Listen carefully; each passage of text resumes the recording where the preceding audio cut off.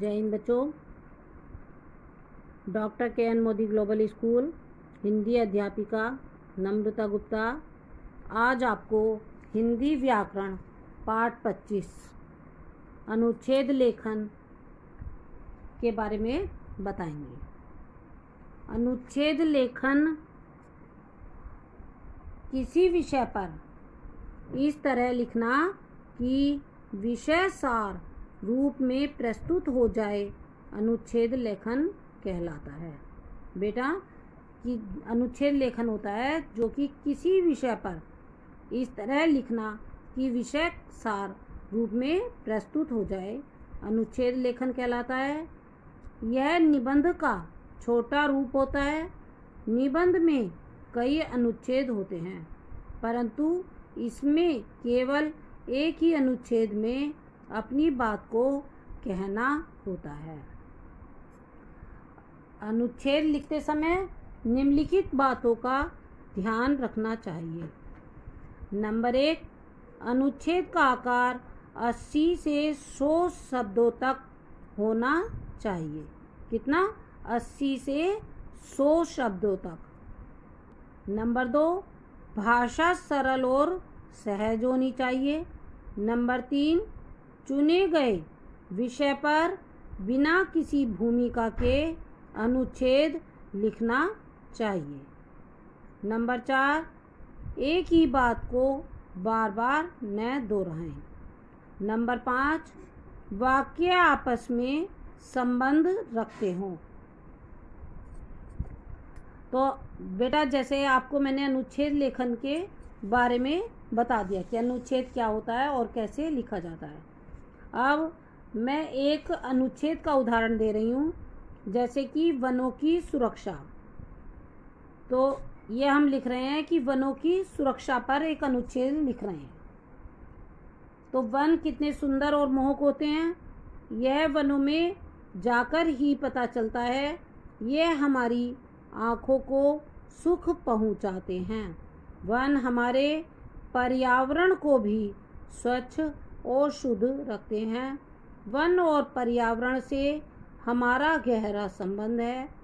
वनों में नमी सुरक्षित रहती है जिससे हमें फल फूल, हरियाली और शीतलता मिलती है। वनों में हमें जीवन मिलता है। वनों से हमें जीवन मिलता है। इनसे ही अन्न, फल व उपयोगी लकड़ी प्राप्त होती है। वन बाढ़ और सूखे से हमारी रक्षा करते हैं। वनों से हमें अनेक प्रकार की औषधियाँ भी प्राप्त होती हैं। परंतु बड़े दुख का विषय है कि मानव औद्योगिक प्रगति के चलते वनों को नष्ट कर रहा है। वह यह नहीं सोचता कि वन नहीं रहेंगे तो हम भी नहीं बचेंगे। वन हमारे लिए जीवन है। हमें इन्हें नष्ट होने से बचाना होगा। इसके लिए हमें वायु प्रदूषण और जल प्रदूषण रोकना होगा और वन महोत्सव के जरिए जगह जगह पेड़ भी लगाने होंगे। वन सुरक्षित रहेंगे तो हम सुरक्षित रहेंगे। तो बेटा जैसे आपको मैंने वनों की सुरक्षा का अनुच्छेद बताया कि वह कितनी सरल भाषा में और 80 से 100 शब्दों में है और इसकी भूमिका जो चुने गए विषय हैं उन पर लिखा गया है। और अब मैं दूसरा अनुच्छेद आपको बताने जा रही हूँ, मेरे देश की धरती। तो मेरे देश की धरती, भारत एक कृषि प्रधान देश है। हमारे देश की आबादी का बहुत बड़ा भाग कृषि पर निर्भर है।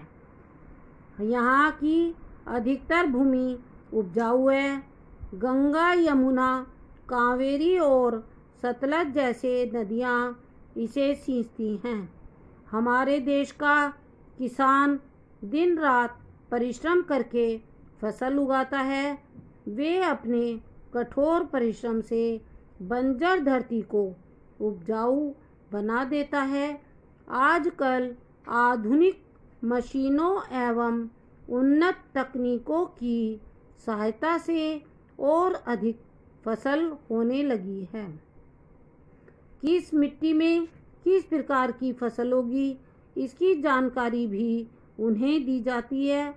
हमारा देश कृषि के क्षेत्र में आत्मनिर्भर बन गया है। कृषि उत्पादों का निर्यात भी करने लगा है। हमारे देश की धरती सच्चे अर्थों में सोना उगल रही है। तो बेटा, मैंने आज आपको दूसरा अनुच्छेद मेरे देश की धरती भी आपको बताया है। तो अब आशा करती हूँ कि अनुच्छेद मैं पुनः बता रही हूँ कि अनुच्छेद किसी विषय पर इस तरह लिखना होता है कि विषय का सार रूप में प्रस्तुत हो जाए और अनुच्छेद लेखन कहलाता है। आशा करती हूँ कि आप सबको अनुच्छेद समझ आ गया होगा। धन्यवाद। आपका दिन शुभ हो। Have a nice day.